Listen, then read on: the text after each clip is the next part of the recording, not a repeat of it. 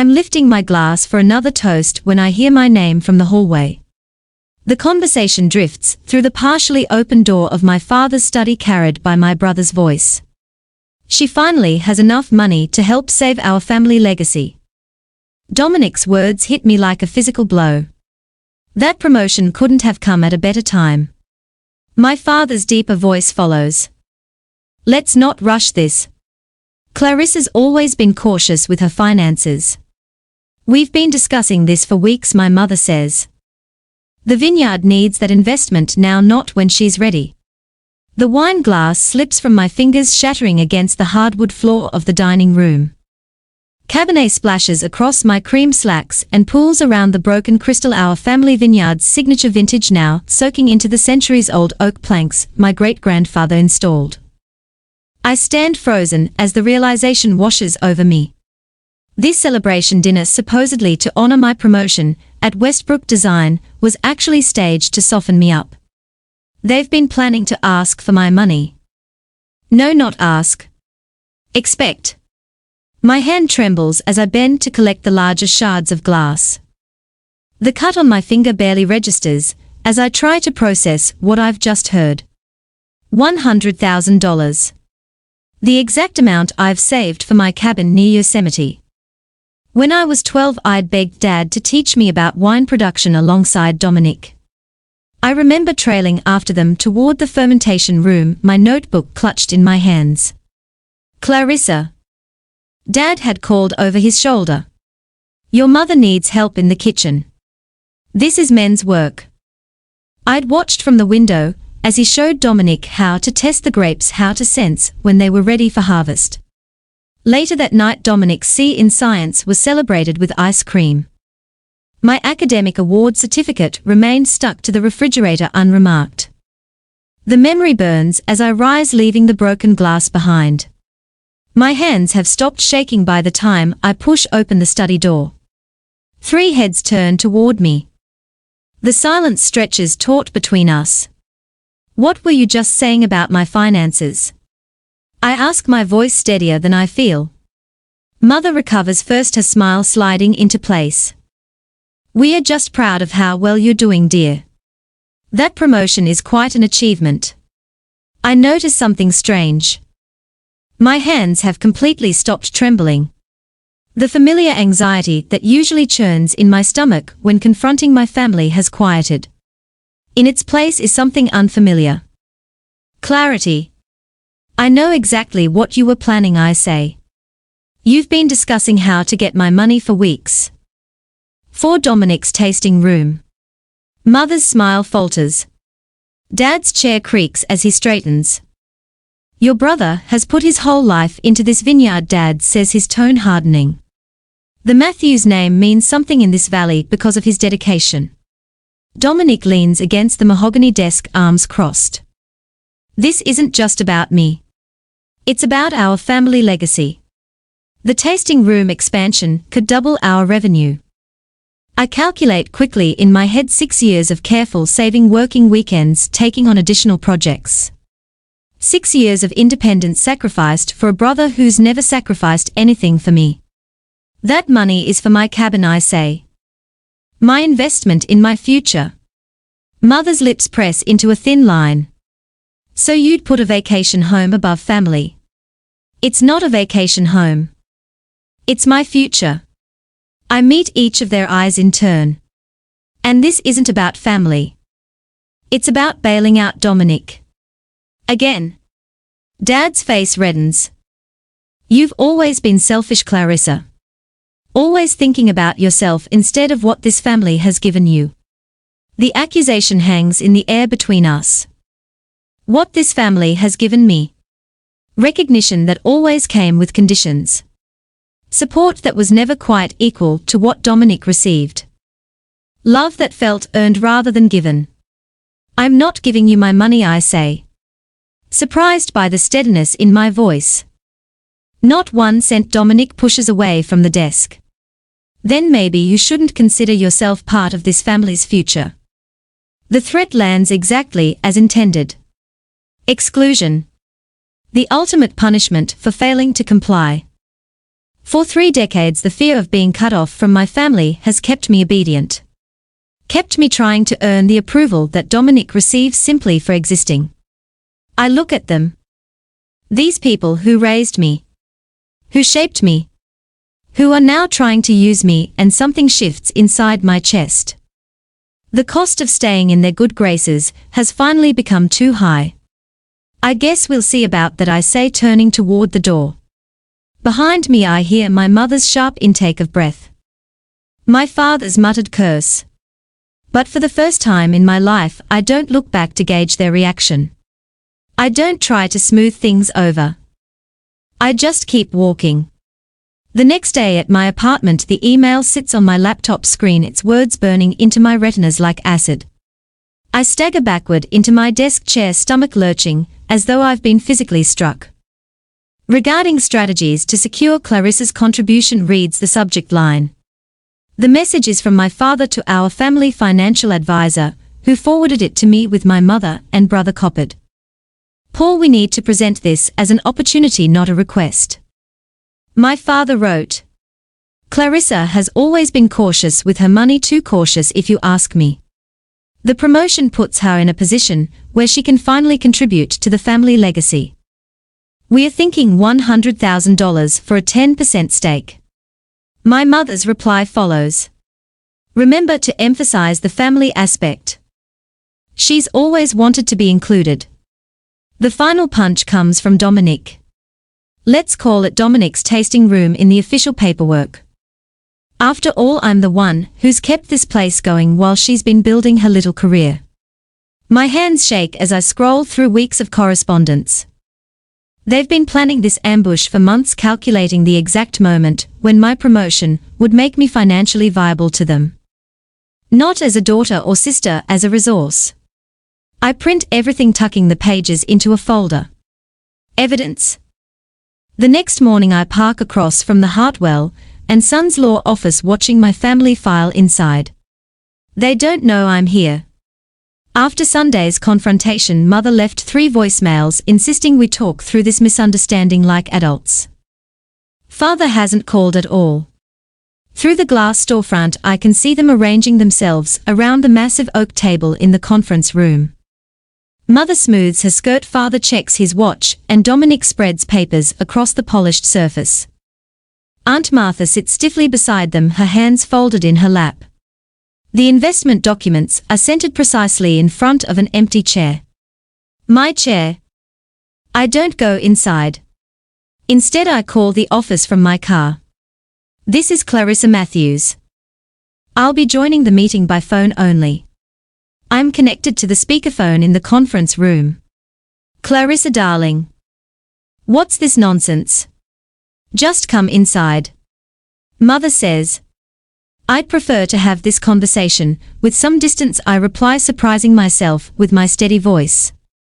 Roger Hartwell, our family lawyer since before I was born, clears his throat. Well, we are here to discuss the investment opportunity in Matthews Family Vineyards. Specifically the expansion project for Dominic's tasting room.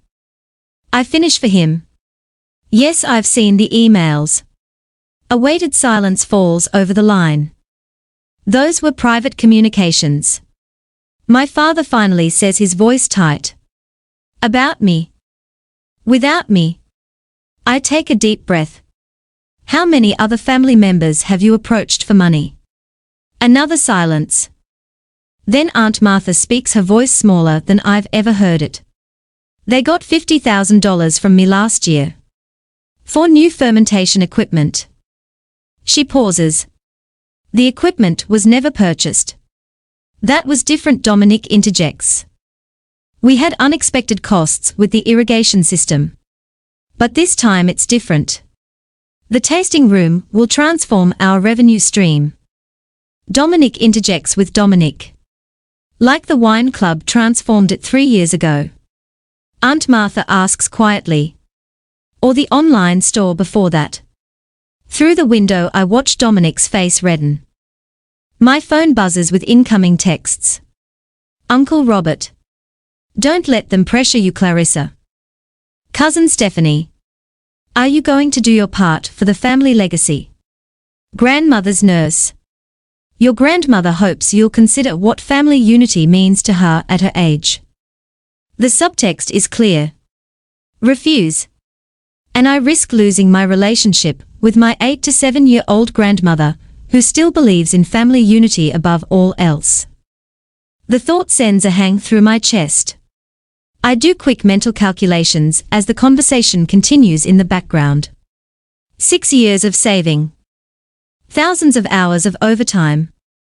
If I give them what they want, I'll need at least 4 more years to rebuild my savings. 4 years of delaying my own dreams for Dominic's EDI. I need to go, I say abruptly. I have a meeting. Clarissa, wait. Mother begins, but I've already ended the call. At Westbrook Design, I bury myself in work, trying not to think about the weight of family expectations crushing me from 40 miles away. Just before lunch, Elaine, my boss, stops by my desk. You okay? You seem distracted. Her eyes sharp behind stylish frames assess me with genuine concern. Family stuff. I say, attempting a smile. She nods, then glances at the Yosemite cabin listing partially hidden beneath my drafting papers. That the property you've been saving for? Yes. But my family. They want me to invest in my brother's vineyard expansion instead. Elaine leans against my desk. You know, when I recommended you for promotion, there were 3 other candidates. You weren't the most senior, but you were the most deserving. She taps my latest project proposal. Your promotion wasn't luck, Clarissa. It was earned. Something loosens in my chest at her words. One small moment of validation in a lifetime of being overlooked. As I drive home that evening, I wonder if protecting my financial future is worth the family relationships I might lose. Should I stand firm against decades of favoritism, or make one sacrifice to keep peace with the only family I have? The cabin listing sits on the passenger seat beside me, its promise of independence almost tangible. On my phone, 3 more missed calls from my mother. I turn toward home, decisions still unmade. The next day at work, the notification pings while I'm reviewing blueprints at my desk. I ignored it at first, focused on the structural modifications for the Peterson project. When my phone buzzes a second time, I glance down. A string of alerts from Facebook. Odd. I tap the screen and freeze. Dominic's latest post fills my display, a sunset photograph of our family vineyard. Rows of carefully tended vines stretching toward distant mountains. Below it, his caption reads, "Family support makes dreams come true." Excited to announce expansion plans for Matthew's Vineyard. Family legacy. Vineyard life. Comments flood the post. Cousin Melissa. So proud of you carrying on the Matthews tradition. Aunt Joanne. A good sister always supports her brother. Family first. Uncle Stephen. Can't wait to see the tasting room with your name on it. My fingers hover over the screen. They've all assumed I'm part of this. Without my consent, or even my knowledge, I've been cast as the supportive sister bankrolling my brother's vanity project. I close Facebook before I type something I'll regret. The office phone rings. I answer without checking the caller ID. Clarissa. It's your mother. My shoulders tense instantly. I'm at work, Mom. This will only take a moment. Your father and I are hosting a family reunion next weekend at the Vineyard. Dominic will be presenting his expansion vision to everyone. We expect you there, of course. Not a request to summons. The familiar pressure builds in my chest. I'll have to check my schedule. I say, knowing it won't matter what conflicts I cite. Family comes first, Clarissa. Saturday at 4. She hangs up before I can respond. My hand trembles slightly as I place the receiver down. They are escalating, moving this from private manipulation to public pressure. The reunion isn't about family, it's about cornering me in front of witnesses.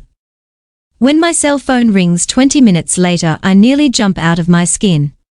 The area code matches my hometown. I let it go to voicemail.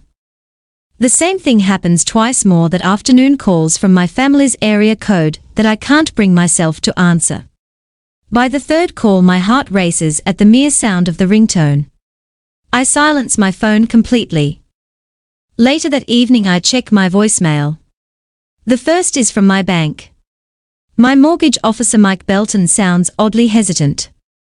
Ms. Matthews, we need to discuss your pre-approval for the Yosemite property. Some concerns have been raised about your financial commitments. Please call me back as soon as possible. The room tilts slightly. Concerns? What concerns? The second message clarifies everything. Uncle Robert's voice. Clarissa just had a nice chat with Mike Belton, we go way back to high school. Mentioned you might be overextending yourself with this cabin idea while the family business needs support. Call me. I sink onto my couch, nausea rising. They are sabotaging my mortgage. My own family is actively working to destroy my financial future to secure their own. For the next hour, I methodically document every communication, screenshots of Dominic's post and the comments my mother's call, the voicemails. I send an email to my bank requesting all interactions regarding my mortgage application be conducted in writing and password protected. I change every password on my financial accounts. I contact the credit bureaus to place alerts on my credit reports. By midnight, my dining table is covered with papers, financial records, property information, loan documents. I'm constructing a fortress around my savings, brick by meticulous brick. My phone rings again. Unknown number. I almost ignore it, but something makes me answer. Clarissa, it's Sandra, your real estate agent. My grip tightens on the phone. Has something happened with the mortgage? Nothing like that, Sandra says, her voice brightening. Actually, I have amazing news. Remember that property in Oakhurst we discussed? The owners just dropped the price by 15%. It's perfect for you, 3 acres, that gorgeous view of the mountains, and it's just 10 minutes from the park entrance. For the first time in days I feel something other than dread. Is it still within my budget? With the price reduction? Absolutely. Sometimes the universe makes a decision clear. She pauses, then laughs. And wait until you hear what the locals call that ridge, Independent Ridge. I find myself laughing with her. The name couldn't be more perfect. I want to see it. This weekend if possible. I'll set it up, Sandra promises. After we hang up I stand at my window looking out at the city lights. For a moment I can almost see it, my cabin on that ridge. A place that belongs solely to me, built with money I earned through my own talent and determination. The doorbell rings, shattering my reverie. It's nearly 1 in the morning. I peer through the peephole and see my mother standing in the hallway holding a wine bottle. I open the door without greeting her. She steps inside, presenting the bottle like an offering. Matthews Reserve Cabernet 1989. She says, from the year you were born. We've been saving it for a special occasion. The bottle's label bears our family crest, the one that never quite felt like it belonged to me. The wine inside is nearly black in the dim light, dense and valuable. This is just the beginning of what you'll receive if you invest in the family. She continues, setting the bottle on my counter. A case of reserve wines every year. Your name on a plaque in the tasting room. Your children's future secured. The calculation of it all, bringing this bottle in the middle of the night. The implicit bribe ignites something in me. My future isn't for sale, I say quietly. Not even to my family. Mother's smile falters. Don't be dramatic, Clarissa.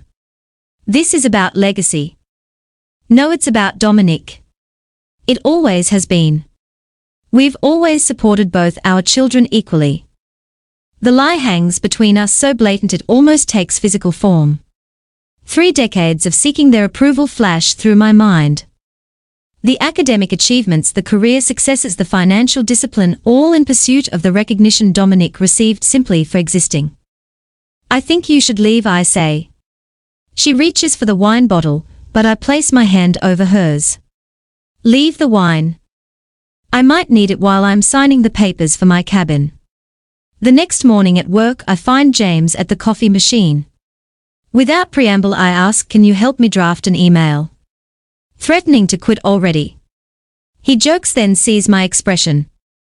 What's going on?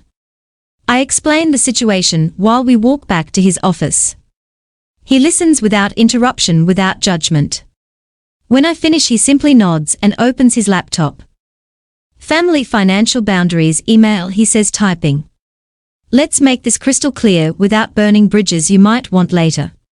For the next hour we craft a message that's professional, direct and unambiguous. No emotional appeals, no justifications. Just clear statements of my financial autonomy and the consequences of further interference. This is perfect, I say when we finish. Thank you for helping me. That's what friends do, James says simply. That evening I call Sandra and schedule the cabin viewing for Saturday afternoon, the exact time of my family's reunion. While on the phone I send the email James and I craft it to my entire family. The moment after I hit send, a weight lifts from my shoulders. At my dining table I create a detailed spreadsheet comparing the financial returns of investing in my cabin versus the Vineyard, property appreciation rates, rental income, potential tax advantages. The numbers don't lie, my cabin is objectively the better investment. My phone rings. It's my bank. Ms. Matthews. This is Eliza Cooper from First Sierra Bank. I understand you've been working with Mountainside Financial on your cabin purchase, but I wanted to introduce myself. We specialize in vacation properties in the Yosemite area and can offer you significantly better terms than your current pre-approval.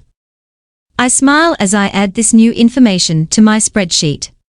The universe does indeed seem to be making the decision clear. On Saturday evening I drive through the iron gates of Matthews Vineyard. That day I went to visit my new property, and since I gathered the necessary documents I went to confront my family. The gravel crunches under my tires as I park beside a row of familiar vehicles. Through the tasting room windows I can see them all already seated around the massive oak table. My parents Dominic, Aunt Martha, Uncle Robert the family lawyer. On the table in front of my empty chair sits a stack of LLC documents waiting for my signature. I straighten my shoulders and reach for my briefcase containing my cabin's pre-approval letter, my financial analysis, and the deed reservation for my property on Independent Ridge. Time to show them exactly what I've learned about investments. I stand at the head of the massive oak table that has witnessed 4 generations of Matthews family gatherings. Everyone's eyes are on me, some curious, furious due to being late, others wary, a few downright hostile. Aunt Martha fiddles with her pearl necklace. Uncle Robert drums his fingers against his coffee mug. Dominic sits directly opposite me, arms crossed, jaw set. The manila folder in my hands contains 10 years of Vineyard financial reports that took me 3 sleepless nights to compile. I've highlighted the key sections in yellow, impossible to miss or dismiss. Thank you all for inviting me, I say, my voice steadier than it's ever been in this room. Before we discuss any investment in Dominic's tasting room expansion, I'd like to review the Vineyard's actual performance. I lay out the first report, sliding copies toward each family member. For the past decade, the Matthews Vineyard has operated at a profit margin of less than 2%. That's significantly below industry standard. Dad shifts in his chair. Mom's smile tightens. In 2019, there was actually a loss of $35,000. I continue making deliberate eye contact with each person around the table. And in 2021, despite record tourism in the valley, profits were only $12,000. Aunt Martha glances at Dominic, her eyebrows pulling together in silent question. Last year's harvest yielded 20% fewer grapes than projected. I say, placing another document on the table. Yet the projection for this year claims a 30% increase with no explanation for the turnaround. Those numbers don't tell the whole story. Dominic interrupts, his voice cutting across the room. You've never cared about the family legacy. You don't understand what it takes to run a vineyard. You just sit in your fancy office drawing pictures of buildings while I'm working the land every day. The room falls silent. I wait expecting Dad to jump to Dominic's defense, as he always has. Instead, Uncle Robert clears his throat. Actually, I recall Clarissa trying to learn about the vineyard operations when she was younger. He looks directly at Dad. Wasn't she the one who kept asking to help with the harvest? To learn about fermentation? Dad's face reddens. That's right, Aunt Martha says, her voice gentle but firm. I remember Clarissa asking me about bookkeeping for the vineyard when she was in high school, said she wanted to help with the business side. I was told it wasn't my place. I say quietly that Dominic would handle the vineyard business. Mom leans forward. That was years ago, Clarissa. This is about now, about family loyalty. Why? Is it loyalty to invest in a business I was never allowed to participate in? I ask. A business that, according to these numbers, hasn't been profitable enough to sustain itself for over a decade. Several relatives exchange glances. The atmosphere in the room shifts perceptibly. Grandmother Helen, who has been silent until now, reaches across the table to touch my hand. Would you consider a smaller investment, dear, just to keep peace in the family? I hesitate. Would a token contribution maintain relationships while protecting my dreams, or would any compromise simply enable more demands in the future? The cabin plans flash through my mind, my own piece of land, my own legacy. Before I can answer, my phone buzzes. Elaine's name appears on the screen. Excuse me, I say, stepping away from the table. I need to take this. Clarissa, Elaine says, her voice crisp and professional. I'm sorry to interrupt your family gathering, but we have an emergency with the Westridge project. The client is demanding immediate revisions to the East Wing before Monday's presentation. Relief washes through me. We'd planned this call a lifeline if the family pressure became too intense. I understand, I reply, keeping my voice appropriately concerned. I'll be there as soon as I can. When I return to the table, expressions range from disappointment to suspicion. I'm sorry, I announce. There's an emergency at work. I need to leave immediately. This is more important than your job, Dad insists. We need an answer today, Mom adds. Dominic slams his hand on the table. This is exactly why the vineyard is struggling, because no one in this family is willing to sacrifice anything for its success. His face flushes dark red. You think I haven't put everything I have into this place? We are drowning in debt. The bank is threatening foreclosure if we don't show major improvements by next quarter. The room falls silent. Several relatives stare at Dominic with new awareness. Foreclosure. Uncle Robert repeats. You never mentioned that. Why would my $100,000 make a difference if things are that dire? I ask quietly. Dominic doesn't answer. The question hangs in the air between us. I think we all need time to process this new information, Aunt Martha says carefully. Perhaps we should reconvene next weekend, after everyone's had a chance to review the numbers Clarissa provided. Dad opens his mouth to object, but Mom places a hand on his arm. That's reasonable, she says, though her eyes flash with frustration. We'll meet here at the vineyard next Saturday for a final decision. As I gather my papers, I catch Grandmother Helen watching me, her weathered face thoughtful. She gives me a single, almost imperceptible nod. I walk out of the dining room, with my head high, the knowledge of my scheduled cabin viewing the following morning, a secret strength carrying me forward. The final blow comes next week on Saturday. I arrive at the vineyard with the sun casting long shadows across the rows of grapevines. The tasting room doors stand open, welcoming the cool autumn breeze that carries the scent of fermenting grapes and freshly tilled soil. My hands grip the steering wheel tighter as I spot Dominic's truck parked beside our parents' sedan. They are waiting for me inside. I can feel it. Dad rises from his seat at the tasting room's oak table when I enter, his smile too wide, too practiced. Mom fusses with a tray of cheese and crackers, avoiding my eyes. Dominic stands by the window watching the vineyard workers tend to the morning harvest. Clarissa. Dad gestures to the empty chair. We were hoping you'd join us for breakfast before the family arrives later. I set my leather portfolio on the table but remain standing. I'm not hungry. Dominic turns from the window, straightening his Vineyard logo polo shirt. We've been talking and we have a special proposal for you. Mom slides into the chair beside Dad, finally meeting my gaze.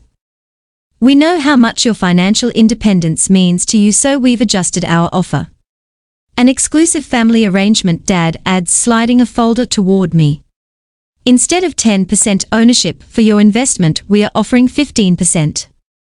I flip open the folder, scanning the new ownership agreement. The text blurs slightly as anger rises in my throat. 15%. Dominic repeats, his voice practiced smooth. That's a 50% increase in your stake, Clarissa. No one else in the family is getting these terms. Dad leans forward, elbows on the table, fingers steepled. $100,000 for 15% ownership in a vineyard that's been in our family for 4 generations. Your great-grandfather would be proud to see you stepping up, Mom says, touching my wrist. Family supporting family. The subtext hangs heavy in the air. Refusing means choosing money over family. I close the folder, slowly gathering my thoughts. My heart hammers against my ribs, but my voice remains steady when I finally speak. I've already invested my money. The silence that follows stretches taut between us. Mom's fingers retreat from my wrist. What do you mean? Dominic demands, crossing the room in 3 quick strides. I unzip my portfolio and remove a stack of photographs, laying them one by one on the table.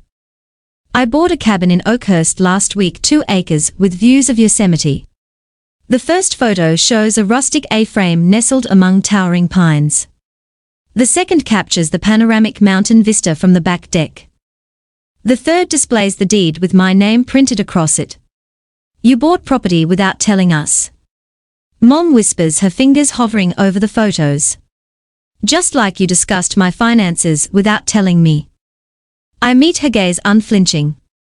I've invested in my own legacy, one I built myself. Dad's face darkens. This is incredibly selfish, Clarissa. Your brother has had every advantage I never did. I finish for him and he's still asking for more. The tasting room door swings open as Uncle Robert arrives with Aunt Judith and grandmother. More family members filter in behind them, carrying potluck dishes for the reunion lunch. I hadn't expected so many so early. Perfect timing. Dominic forces a smile for the newcomers while hissing under his breath. We are not done discussing this. Actually, we are. I turn toward my extended family, raising my voice slightly. Since everyone's here, I'd like to share something important about the vineyard expansion. The room quiets as I retrieve my laptop from my portfolio. Opening a financial analysis spreadsheet, I connect to the tasting room's wall-mounted display. I've reviewed the vineyard's finances for the past decade. I begin clicking through charts showing declining profit margins despite increased production. Based on current debt load and market projections, the tasting room expansion would require 5 investors at $100,000 each to become profitable within 5 years. Quote, Uncle Robert steps closer to examine the numbers. $500,000. Dominic said you'd need just 1 or 2 investors. Dominic lurches forward. Her numbers are wrong. She doesn't understand the business. Which numbers are wrong specifically? I ask, scrolling through the detailed analysis. The overhead costs you provided to the bank last quarter. Or the profit projections you shared with potential investors last month. Dominic's mouth opens and closes, no words emerging, as he realizes I've accessed the same financial records he used to secure his business loan. These numbers contradict each other.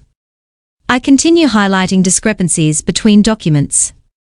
Either the vineyard is struggling more than you've admitted, or you've misrepresented its potential to investors. Uncle Robert removes his glasses, rubbing the bridge of his nose. Maybe it's time to consider professional vineyard management instead of more family investment. The room erupts in murmured conversations. I catch grandmother's gaze across the crowd, expecting disappointment. Instead, she offers a slight nod, her eyes clear with something that might be respect. Later that evening, as I drive back to my condo, my phone buzzes with texts about rumors that 3 potential investors have withdrawn their interest in the vineyard. My parents haven't called or messaged since I left the reunion. When my phone chimes again, at midnight, I expect another angry family member. Instead, Dominic's name appears with a message. We need to talk privately. I have a new proposal. I set the phone down without replying, watching city lights shimmer through my window. Whatever his new proposal might be, I'll face it on my terms, not his. For the first time in my life, that feels like enough. Based on current debt load and market projections, the tasting room expansion would require 5 investors at $100,000 each to become profitable within 5 years. Uncle Robert steps closer to examine the numbers. $500,000. Dominic said you'd need just 1 or 2 investors. Dominic lurches forward. Her numbers are wrong. She doesn't understand the business. Which numbers are wrong specifically? I ask, scrolling through the detailed analysis. The overhead costs you provided to the bank last quarter. Or the profit projections you shared with potential investors last month. Dominic's mouth opens and closes, no words emerging, as he realizes I've accessed the same financial records he used to secure his business loan. These numbers contradict each other. I continue highlighting discrepancies between documents. Either the vineyard is struggling more than you've admitted, or you've misrepresented its potential to investors. Uncle Robert removes his glasses, rubbing the bridge of his nose. Maybe it's time to consider professional vineyard management instead of more family investment. The room erupts in murmured conversations. I catch grandmother's gaze across the crowd, expecting disappointment. Instead, she offers a slight nod, her eyes clear with something that might be respect.